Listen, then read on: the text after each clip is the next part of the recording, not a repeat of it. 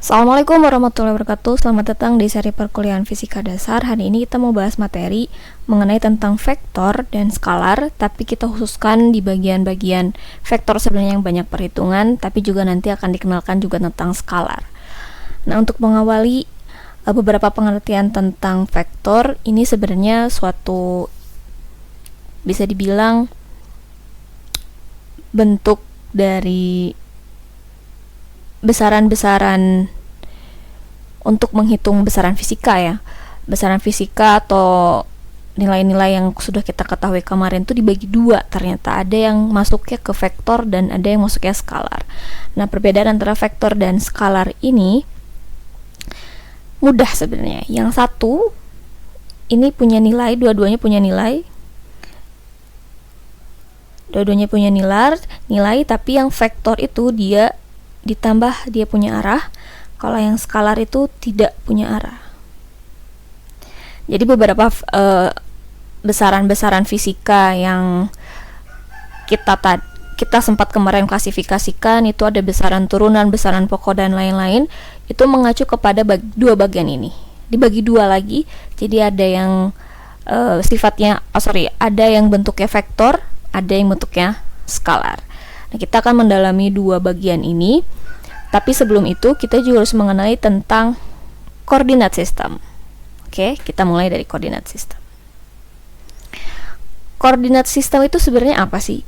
Koordinat sistem itu sebenarnya adalah salah satu aspek fisika yang mendeskripsikan sesuatu ya. Jadi koordinat itu berkaitan sama deskripsi posisi sebenarnya. Kenapa dikenal dengan koordinat dan bentuk dari koordinat ini dijelaskan dalam proses posisi ini? Karena sebagai kita tahu, untuk menjelaskan bagian-bagian yang lebih rinci atau yang lebih detail, itu kita nggak bisa menjelaskan dengan bentuk yang sederhana. Karena beberapa hal mengenai tentang posisi itu butuh penjelasan yang cukup detail, mengenai juga tentang arahnya, besarnya, dan juga posisinya. Nah, untuk menjelaskan posisi ini, kita kadang suka butuh pengertian yang lebih luas. Nah, maka dari itu kita mengenal tentang koordinat. Kalian tahu nggak koordinat yang biasa kita gunakan itu ada apa aja? Coba tebak dulu. Ada koordinat yang paling sering kita temui di banyak hal, yaitu adalah koordinat Kartesian ya. Ada lagi banyak mungkin yang bisa kalian eksplor. Selain Kartesian ada polar, ada koordinat bola juga ya. Ini kita mengenalkan saja bahwa jenis-jenis koordinat itu ada berbagai macam. Nah, kita menjelaskan nih kenapa sih posisi ini sering banyak jenisnya dan juga sering dijelaskan dalam bentuk posisi. Coba kalian bayangkan deh, misalkan ada seseorang yang sedang bekerja di bidang penerbangan, misalkan sebuah pesawat ya. Sebuah pesawat dimintai untuk menjelaskan posisinya ada di mana. Ya, kalau kita mikirnya kita sebagai pengguna jalan biasa gitu ya, kita bisa jelaskan silahkan belok ke kiri atau belok ke kanan gitu. Tapi kalau misalkan sudah ada dalam ruang yang lebih besar, yang istilahnya ada di ruang yang lebar, space yang cukup luas, itu kita tidak bisa menjelaskan hanya dengan arah kiri dan kanan atau arah mata angin gitu ya. Jadi biasanya pesawat itu dijelaskan dengan koordinat yang lebih jelas. Biasanya ada bentuk koordinat yang lain yang dijelaskan di pesawat. Jadi tidak bisa pendekatannya hanya dua dimensi. Kalau dua dimensi kan berarti pendekatannya itu adalah X dan Y. Tapi kalau tiga dimensi itu pendekatannya lebih besar lagi. Ada tiga ya, berarti X, Y, dan Z. Dan mereka ini punya kontribusi besar untuk menentukan lokasi setiap penerbangan, terus kemudian titik lokasi-lokasi yang tidak bisa dijelaskan dengan proses yang lebih sederhana, karena proses yang tadi ya menuju akurasi dan detail. Nah, jenis-jenis dari koordinat yang paling sederhana itu adalah kartesian, terus kemudian dikembangkan lagi dalam bentuk yang lain. Biasanya kartesian itu 2 dimensi penjelasannya, kemudian ada yang juga disebut dengan polar. Kalau polar dan juga bola itu lebih luas lagi, bentuknya ada yang 3 dimensi juga. Nah, beberapa tentang kartesian, ini kita coba jelaskan dari kartesian dulu ya. Kalau kartesian itu biasanya dia cuman punya 2, ini ya, kalau kartesian dia cuma punya 2 bidang ya. Yang satu untuk bagian yang horizontal itu adalah X, yang bagian vertikal adalah Y. Jadi untuk menentukan titik, misalkan saya simpan di sini ada 5 dan 10. Saya simpan titik di sini juga sama ya, 5 dan 10. Yang sebelah sini adalah titik yang positif, jadi kita bisa tentukan titik, misalkan titiknya ada di sini. Ini adalah X, Y. Kemudian misalkan kita simpan titik di sini ya. Berarti X-nya adalah 5 dan Y-nya adalah 5. Tapi kalau berbeda dengan kuadran yang sebelah sini, kalau kuadran yang sebelah sini biasanya disebut dengan yang negatif ya. X-nya atau Y-nya yang negatif? X-nya yang negatif ya. Misalkan kita simpan di sini. Ini juga ada angka 5 misalkan di sini. Berarti X, Y-nya itu adalah min 5,5. Gitu. Jadi ini bentuk dari kartesian karena dia bentuknya 2 dimensi. Dan ini adalah titik originalnya atau titik asalnya.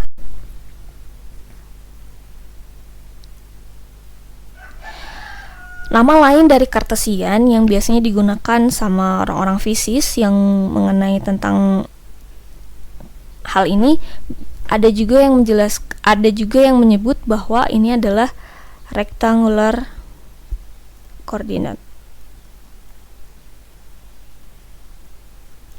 Nah, rectangular coordinate itu adalah nama lain dari kartesian. Jadi kalau misalkan kalian di soal, ada beberapa soal yang menggunakan bahasa Inggris, istilah-istilah ini adalah sinonimnya gitu, atau sama-sama aja.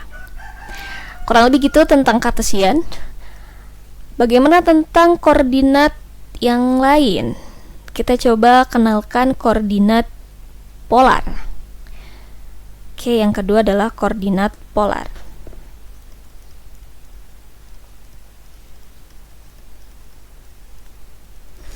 Kalau koordinat polar itu koordinatnya berbeda dengan kartesian. Kalau kartesian itu adalah X dan Y, tapi untuk polar itu adalah R dan theta. Nah, R dan theta ini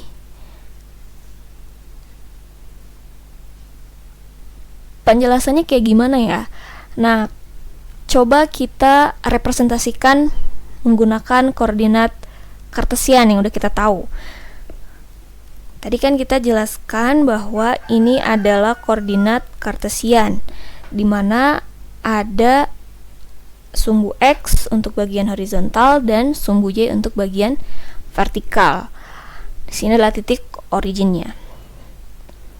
Saat suatu partikel atau suatu benda melewati sebuah lintasan yang punya sudut, misalkan dari sini bergerak ya, set ke sini, kita bisa menggunakan pendekatan lain. Berarti sini ada titik X, Y ya. Kita bisa bikin pendekatan yang lain menggunakan koordinat polar, di mana koordinat polar itu jelas dia punya sudut theta dan juga punya R ya. Sini.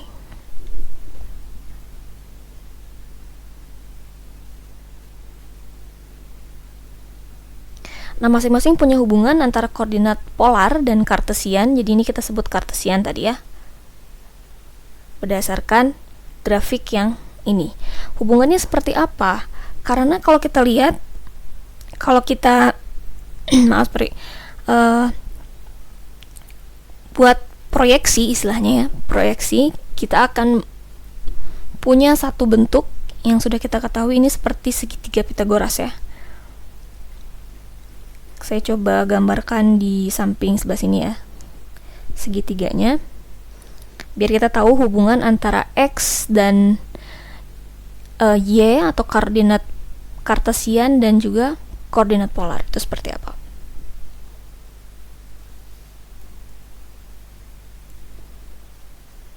Nah, ini ya gambar segitiganya. Berikut di sini adalah tetanya. Ini adalah lintasan X, ini lintasan Y, dan ini adalah R.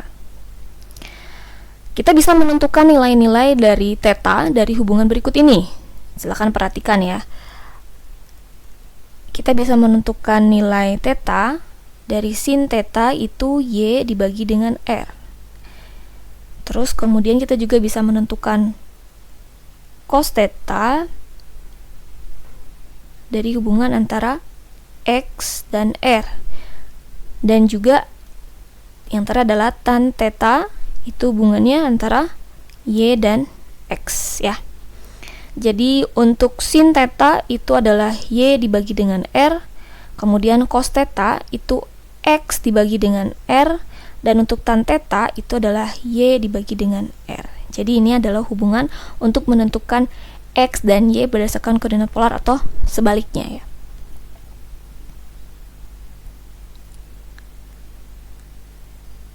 Jadi ini lebih kayak ke trigonometri ya, nyambungnya ke situ lagi. Nah, oke. Tadi kita sudah tahu ada 1, 2, dan 3 persamaan untuk menentukan theta. Tan theta, sin theta, cos theta. Sekarang kebalikannya nih, gimana kalau untuk mencari X-nya? Berarti kalau kita mau cari X dan Y, kita bisa gunakan persamaan yang mana nih? Yang ini aja ya, yang 2. Contoh misalkan yang X. Yang X itu yang ini berarti ya.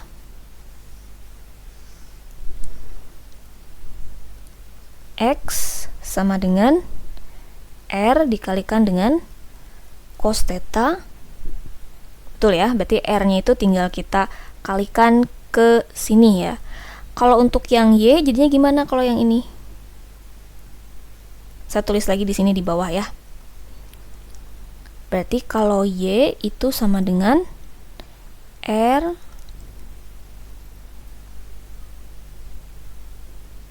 sin theta. Gitu kan?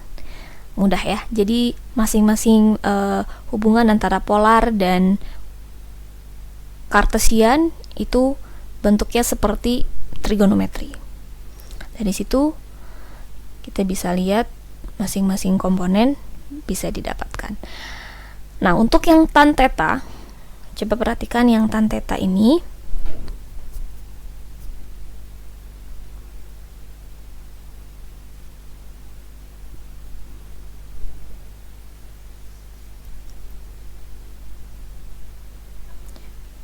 Kalau untuk yang bagian tan theta,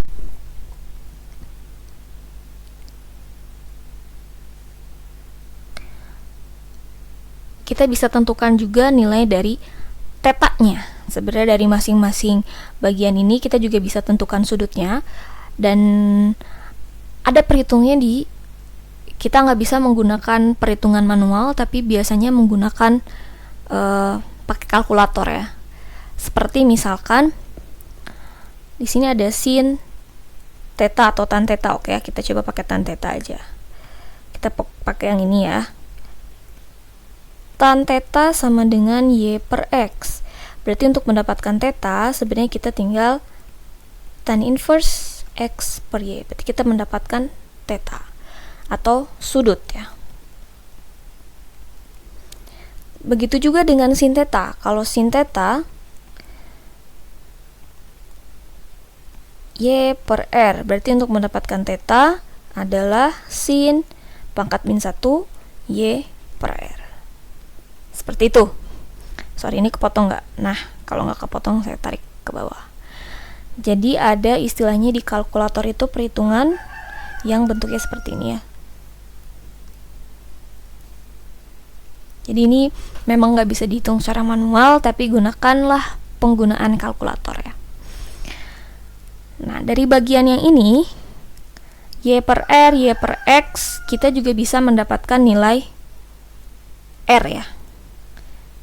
Kalau kita lihat Pitagoras ini, kita bisa tentukan R dengan hubungan Pitagoras. Gimana nih? R itu sama dengan, bisa tebak? Iya, tinggal kita kuadratkan garis miring ya, akar dari X kuadrat ditambah Y kuadrat, itu adalah nilai R.